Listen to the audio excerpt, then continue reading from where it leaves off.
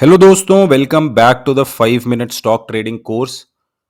तो आज की वीडियो में हम डिटेल में समझेंगे गोल्डन रूल के बारे में, जिसको हमने बस इंट्रोड्यूस किया था पिछली वीडियो में, लेकिन हम बहुत ज्यादा डिटेल में नहीं गए थे। तो चलिए समझते हैं कि गोल्डन रूल आखिर होता क्या है और इसे हमें फॉलो क्यों करना चाहिए। देखिए, गोल्डन रूल बोलता है कि आपको कभी भी 1% से ज्यादा रिस्क नहीं लेना होता है आपकी टोटल ट्रेडिंग कैपिटल का। तो चलिए इसको एक एग्जांपल से समझ लेते हैं।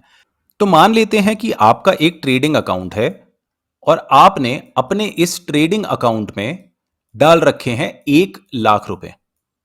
ये आपकी टोटल कैपिटल है जो आपने इस वाले अकाउंट में डाली है, ₹1 लाख। तो ये हो गई आपकी टोटल ट्रेडिंग कैपिटल, जिससे आप स्टॉक खरीद सकते हैं। जितने के आप स्टॉक्स ले सकते हैं वो मैक्सिमम 1 लाख रुपए है। तो गोल्डन रूल क्या कहता है? गोल्डन रूल ये कहता है कि आप अपनी पूरी ट्रेडिंग कैपिटल का केवल 1% का रिस्क लें। यानी कि 1 लाख का 1% कितना होता है? 1 लाख का 1% होता है 1,000 रुपए। यानी कि अगर आप कोई भी ट्रेड ले रहे हैं और आपकी ट्रेडिंग कैपिटल 1 लाख है, तो आपका कोई किसी भी ट्रेड में आपका रिस्क 1,000 रुपए से ऊपर नहीं होना चाहिए। यह आपका मैक्सिमम रिस्क है जिसे आप लेंगे। उसी तरह से मान लीजिए आपकी जो ट्रेडिंग कैपिटल है वो 50,000 रुपए है सपोज। तो 50,000 रुपए का आप 1% करेंगे जो कि आता है 500 रुपए। तो आपका रिस्क किसी भी ट्रेड में 500 रुपए से ज्यादा नहीं होना चाहिए। यानी कि कोई भी ट्रेड ऐसा नहीं होना चाहिए कि आपने ट्रेड लिया, आपका स्टॉप लॉस हुआ और आपने 500 रुपए से ज्यादा गवाए हैं। ये गोल्डन रूल हमें बताता है।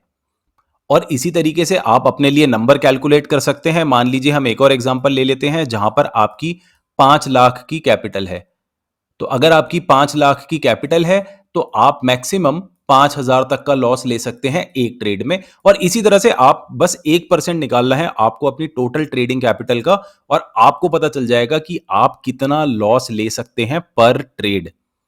तो ये तो बात हुई कि किस तरह से आपने अपने रिस्क को निकाला, या किस तरह से आपने उस नंबर को निकाला जितना आप मैक्सिमम लॉस ले सकते हैं। लेकिन अब समझते हैं कि ये नंबर आखिर यूजफुल क्यों होता है। देखिए, इसके लिए आपको वो स्टार्टिंग की वीडियोस याद करनी पड़ेंगी इस कोर्स की, जहां पर हम बात कर रहे थे लूजिंग स्ट्रीक, विनिंग स्ट्रीक्स, इन सब चीजों के बारे में। आप जब भी आप ट्रेडिंग करते हैं तो ऐसा नहीं होगा कि मान लीजिए आपकी एक्यूरेसी 50% है। अगर आपकी एक्यूरेसी 50% है तो हमें लगेगा win loss win loss win loss, इस तरह से चलता रहेगा। लेकिन एक्चुअली में ऐसा नहीं होता है। एक्चुअली में चलिए मैं इसको थोड़ा सा क्लियर कर देता हूं, फिर मैं आपको बताऊंगा। विन लॉस इस तरह से चलेगा ऐसा बिल्कुल भी नहीं होता है। कभी कभी 2 विन एक साथ भी आ सकती हैं, कभी कभी 4 लॉस एक साथ भी आ सकते हैं और उसके बाद भी विन आ सकती है। तो इसमें आपको खास बात ये ध्यान देनी है कि यहां पर 4 लॉसेस एक साथ हुए हैं, यानी कि इसको हम बोलते हैं लूजिंग स्ट्रीक। ये होती है लूजिंग स्ट्रीक। इसका आपको ध्यान रखना है। कई बार ऐसा होगा, ये चीज हर एक ट्रेडर के साथ हुई है और आगे भी होती रहेगी। आप चाहे कितने भी एक्सपीरियंस ट्रेडर हो या आप बिल्कुल नए ट्रेडर हो, लूजिंग स्ट्रीक कभी ना कभी जरूर होगी।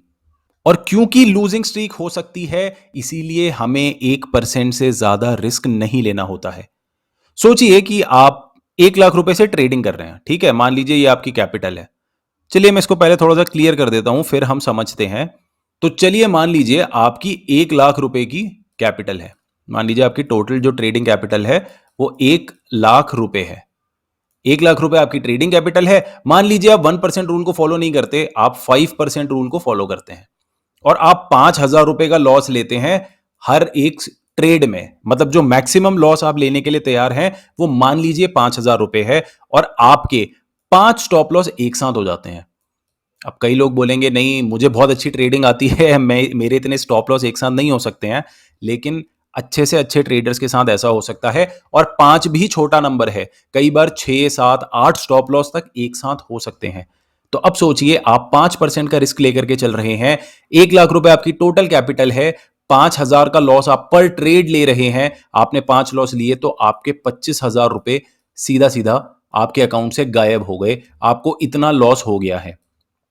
अब ये सोचिए कि अगर आपके ट्रेडिंग अकाउंट में केवल 1 लाख रुपए हैं और आप 25,000 रुपए का लॉस देख लेते हैं अपने अकाउंट में, तो मुझे नहीं लगता कि शायद आपकी हिम्मत भी होगी अगली बार बटन को दबाने की जब आपके पास कोई वैलिड ट्रेडिंग सेटअप आएगा।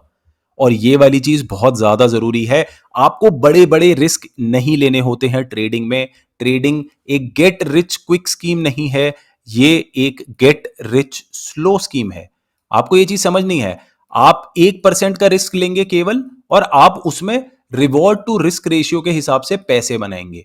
यहां पर गेट रिच स्लो काम करता है। आपको छोटे छोटे रिस्क लेने हैं और आपको उससे बड़े रिवॉर्ड्स निकालने की कोशिश करनी है, क्योंकि ये रिस्क्स हैं। ये जो 5% का आप रिस्क ले रहे हैं, ये बहुत ज्यादा बड़ा है।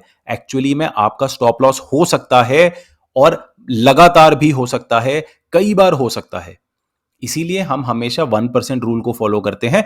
1% रूल में अगर आपके 5 स्टॉप लॉस हो भी जाते हैं, 1 लाख रुपए की आपकी कैपिटल है, 1,000 रुपए का लॉस आप पर ट्रेड ले रहे हैं, 5 स्टॉक्स में आपके 5,000 रुपए का स्टॉप लॉस हो जाएगा, जो कि कोई प्रॉब्लम नहीं है।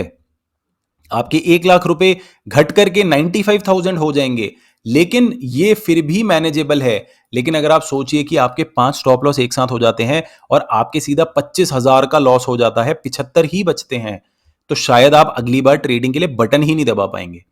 तो इसीलिए हम हमेशा 1% रूल को फॉलो करते हैं, क्योंकि लूजिंग स्ट्रीक्स हो सकती हैं, और दूसरी तरफ साइकोलॉजिकली भी 1% रूल जो है वो आपको अपनी स्ट्रैटेजी पर थोड़ा सा भरोसा रखने देता है। मान लीजिए आप 5-6 स्टॉप लॉस एक साथ कर देते हैं बहुत बड़े रिस्क को लेकर के, तो उससे ऐसा होगा कि आपका भरोसा ही उड़ जाएगा अपनी ट्रेडिंग स्ट्रैटेजी पर, और आप बोलेंगे स्ट्रैटेजी वगैरह सब बेकार है, अब चलो कोई नई स्ट्रैटेजी ढूंढते हैं। तो 1% रूल ये आपको हमेशा फॉलो करना है अपने ट्रेडिंग सिस्टम में। तो चलिए, आज हमने समझा गोल्डन रूल, जो 1% रिस्क मैनेजमेंट का रूल होता है वो क्या होता है। अगली वीडियो में हम जानेंगे रिवॉर्ड टू रिस्क रेशियो के बारे में। तो रिवॉर्ड टू रिस्क रेशियो जब हम लाइव ट्रेड्स देख रहे थे, जब हम रियल वाले ट्रेड्स देख रहे थे चार्ट्स पर, उस समय पर हम already reward to risk ratio के बारे में बात कर चुके हैं। लेकिन क्योंकि अब हम रिस्क मैनेजमेंट समझ रहे हैं, तो हमें पूरा डिटेल में पता होना चाहिए कि रिवॉर्ड टू रिस्क रेशियो आखिर होता क्या है। तो चलिए समझेंगे उसे अगली वीडियो में। मिलते हैं नेक्स्ट वीडियो में। धन्यवाद।